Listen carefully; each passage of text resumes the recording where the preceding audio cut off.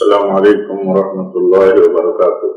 برادران ملت اسلامیہ و خواتین اسلام، میں آپ کا دینی بھائی عبدالسلام سلفی آج عید الفطر کی مناسبت پر اپنے دل کی گہرائیوں سے اس دعا کی شکل میں مبارکباد دیتا ہوں، تقبل اللہ منا ومنکم۔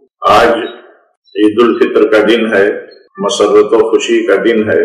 اس موقع پر ہمیں کثرت کے ساتھ اللہ کی بڑائی، اس کی توحید، اس کی حمد کرنی چاہیے اور بھائی چارہ، اخوت اور اتحاد کا بھرپور مظاہرہ کرنا چاہیے۔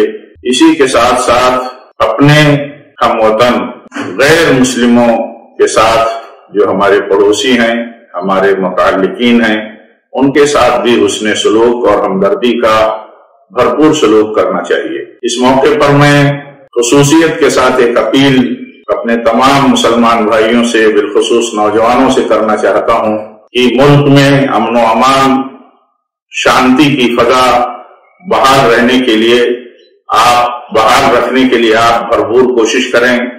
کسی بھی اشتعال انگیز بیان اور نفرت کی سیاستوں کے چکر میں نہ پڑیں، وہ سیاست اندر کی ہو یا باہر کی ہو، یہ ہماری اس موقع پر اور خصوصیت کے ساتھ ذمہ داری بنتی ہے۔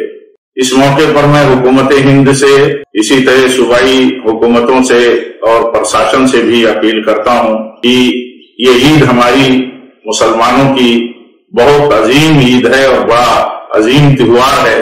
اس موقع پر ان کے جذبات کا خیال رکھنا آپ کی ذمہ داری ہے اور امن و امان بحال رکھنے کی ہر طرح کی کوششیں کرنا اور اپنے پاور کا استعمال کرنا آپ کا فرض ہے۔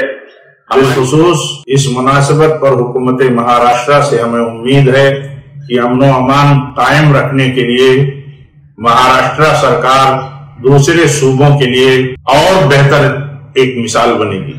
ہماری یہ گزارش ہے کہ اس موقع پر نفرت کی سیاست کرنے والوں کو لگام دی جائے اور ہمیں امید ہے کہ اس عید سے یہ سلسلہ بہتر ڈھنگ سے حکومت کے ہاتھوں جاری رہے گا، دیش اور پردیش میں امن و امان کی صورتحال بنی رہے گی۔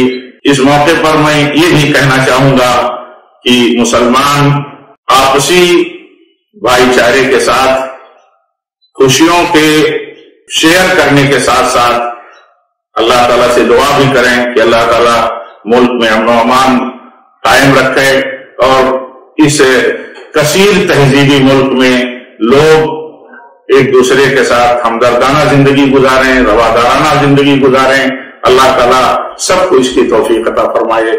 والسلام علیکم ورحمۃ اللہ وبرکاتہ۔